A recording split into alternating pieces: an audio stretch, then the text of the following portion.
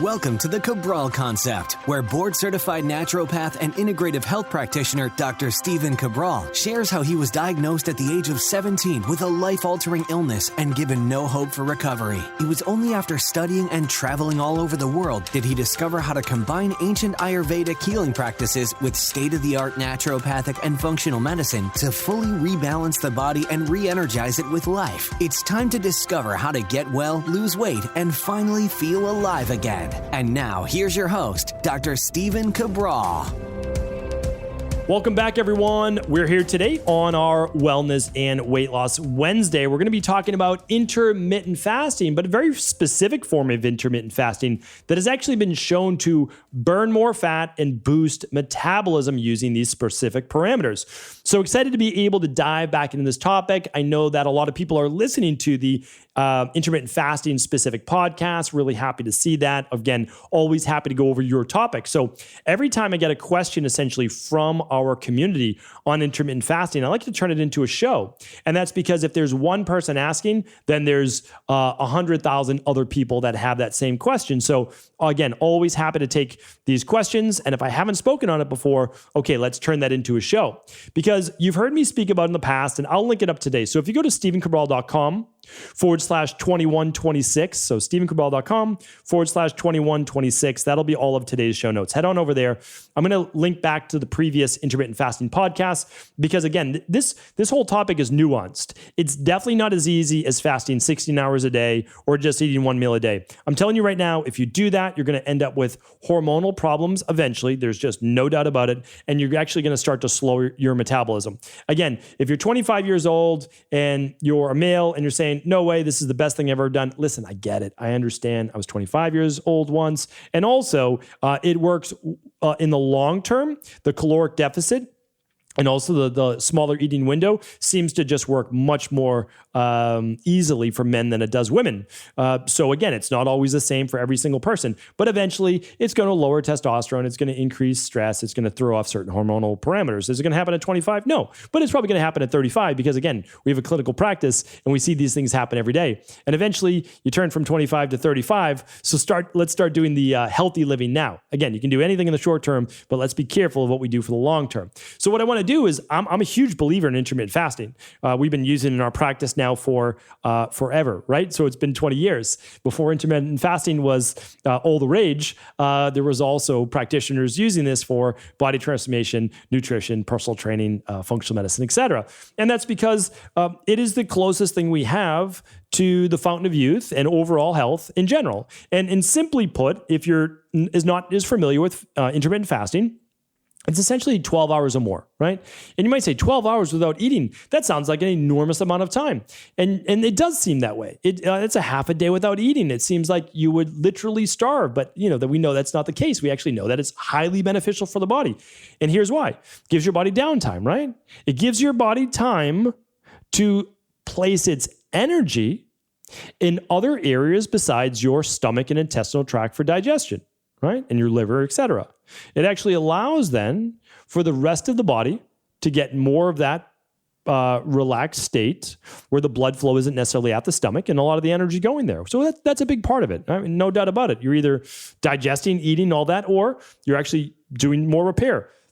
So what I'd say is this.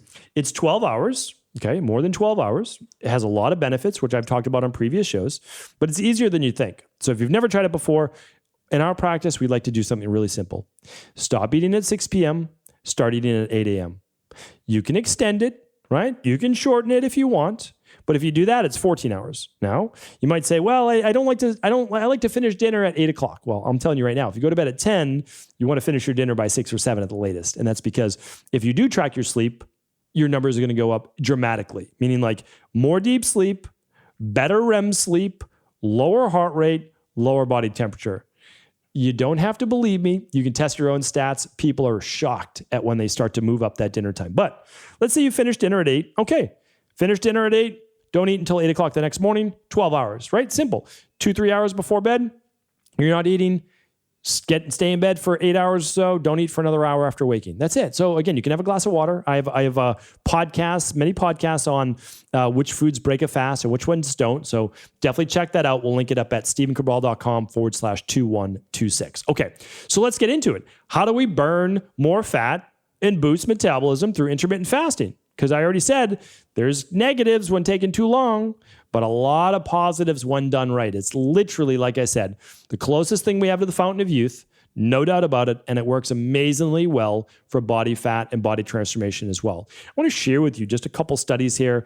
I'm going to link up about a half dozen to maybe 10 studies at the link today, 2126, today's show. So here's the thing.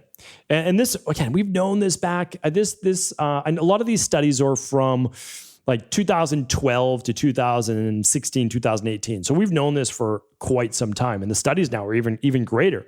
But back in 2014, in just about 12 weeks' time, people could lose 5 to 8% of their body weight. That's pretty impressive, right? So if you weigh 200 pounds and each 1% is 2 pounds, that's 10 pounds, right? I mean, and we've seen even way better results than that. But these are very impressive and here's the thing, you're not doing anything else. So meaning that you're not changing your calories, you're actually eating your normal calories, but you're allowing for a 12-hour no feeding window, right? So if I multiply 200 pounds and I say the person's going to lose 8% of their body weight, 16 pounds, right? And so when we look at that, that's great for not changing your total caloric consumption, but actually the window in which you eat. Really, really important to look at that. And then there are other nutrition plans for intermittent fasting where some days are a little higher calorie, some days are a little lower calorie. I talked about that on previous shows. That has to do with different ways of macro cycling and up-down diets. So I'm not going to go too deep into that today. But what it's doing is that it's actually having a couple lower calorie days or maybe even a fast day, and how that is able to improve overall fat burning and weight loss as well. And you might say, well, how do I eat the same calories, but yet I'm burning more body fat and boosting my overall metabolism? Now, when I say metabolism, I want you to understand that your metabolic rate is not the amount of calories, or I shouldn't say that. The metabolic rate has a lot to do with the number of calories you're burning. That is correct. All right, so that's a big part of it. But it's not just about calories in, calories out, because you actually increase metabolic rate, believe it or not, with the more food that you eat. All right, through the thermogenic effect of food, having to actually expend more calories with the more food you take in. Interesting to look at that. I'm not saying that that's a weight loss approach, but it is true.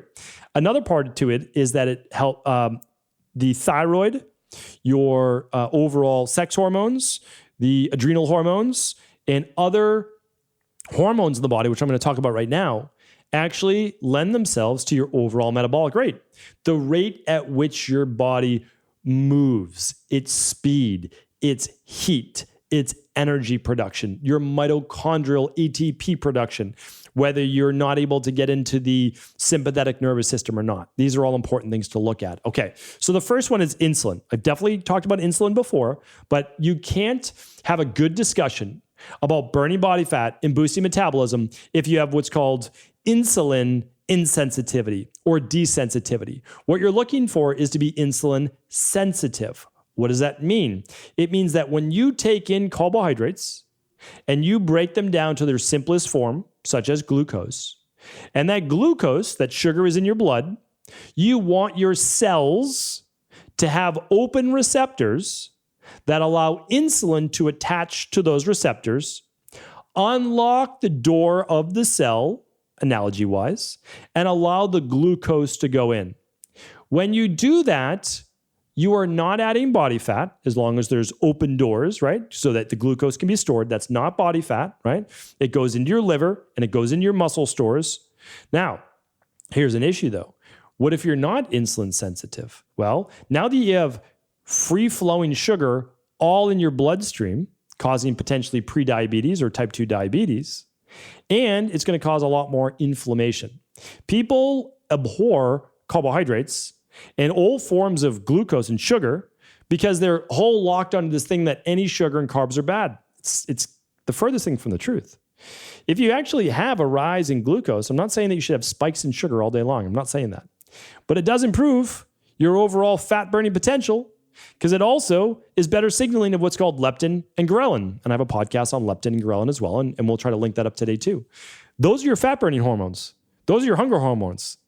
So if you're getting, and you're telling your body, listen, we're getting food, it says, great, well, let's keep burning more body fat, right? So insulin is a great one to tell your body to burn body fat or not. High levels of blood sugar, not going to burn as much body fat. Lower levels or normal levels of blood sugar, now you can tap into body fat. All right. The next one is this, human growth hormone. I talked about this on my intermittent fasting podcast show that went through what happens as you're moving through 3 days, let's say, of an intermittent fast, because it's very important. People think 16 hours is the magic number. 16 hours is honestly arbitrary. It's arbitrary. People say, no, you get into autophagy at 16 hours. It's not true. You can be in autophagy at 12 hours for someone who is more of the Vata body type and really goes through that glycogen stores in their liver overnight.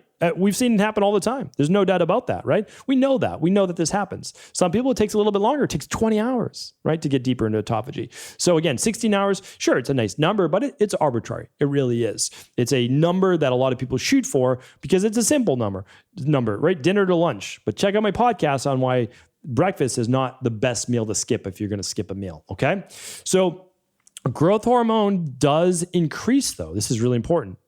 When you are fasting. Why do you want growth hormone? Well, you want natural growth hormone production. Why? It's an anti-aging anabolic hormone. It helps repair hair, skin, muscle tissues. It improves protein synthesis, your body's ability to repair the tissue on your body. And you might say, well, I don't want to grow larger muscles. It's not about that. It's about actually, it is the youth-based hormone. It's a big part of that. And it's great for the immune system as well. So really important. Plus, it helps burn body fat, right? That's a big part of it too. The last one I want to share with you today, because we don't talk about this one as much, and it's norepinephrine. Norepinephrine is typically associated as an adrenal hormone because it is signaled by the adrenal medulla, where the adrenal cortex is more from cortisol production. So you've probably heard of cortisol. But if we think of epinephrine as more like the first phase, and it gets the heart rate moving a little bit, it gets circulation going, it gets us more into that fight or flight, right? Well, there's varying levels of that. If you produce a ton of norepinephrine, well, you can have accelerated heart rate, you can have all sort of lightheadedness maybe, the color goes out of the face, all that, right? Well, we're not talking about that. But we're talking about a high enough level that you have energy, that you have drive, that you have ambition, that you want to exercise, right? All those things happen with a boost of norepinephrine. It's actually a neurotransmitter, and it's been clinically proven. I've got a ton of studies for you that I can link up here today to help boost metabolism and thus burn more body fat. And that was really important. That's a very important find that we can see that. Now, I've got another study for you that short-term fasting boosts metabolism by up to 14%. Again, we're not talking about caloric deficits, which can be very detrimental to the body over time.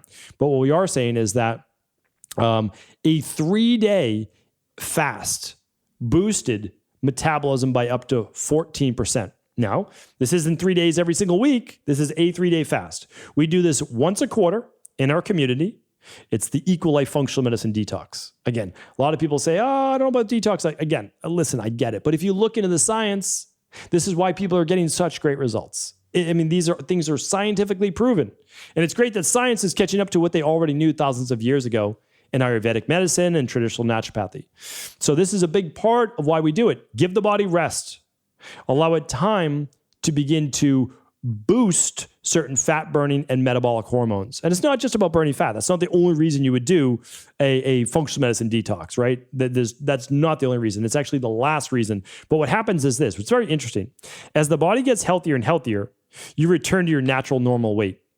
We're not trying to get people so thin that it's not healthy for their body. No, all we try to do is we understand that we're trying to get you to the right weight for your body.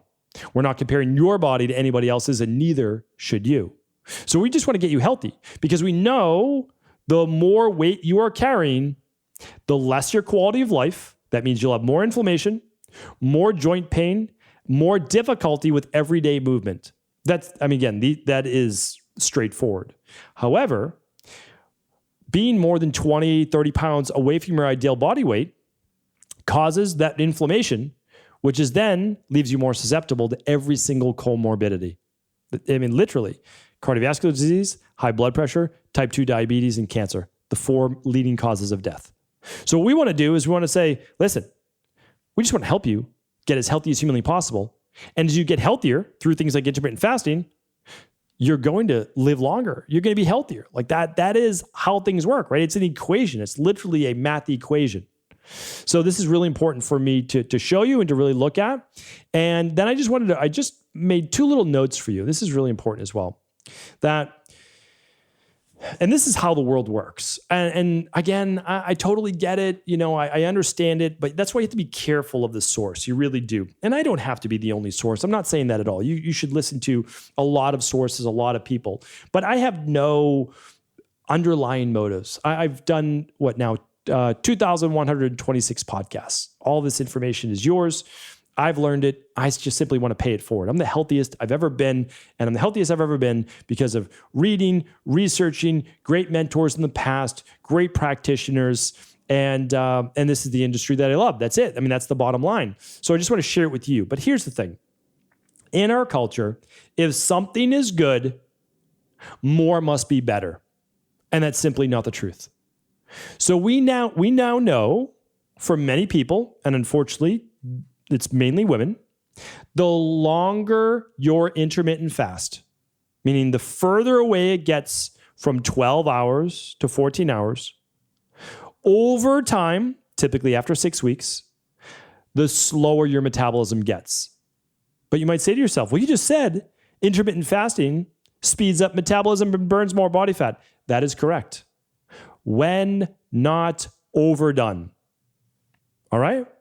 Here's the thing. I've given you previous studies before that are groundbreaking.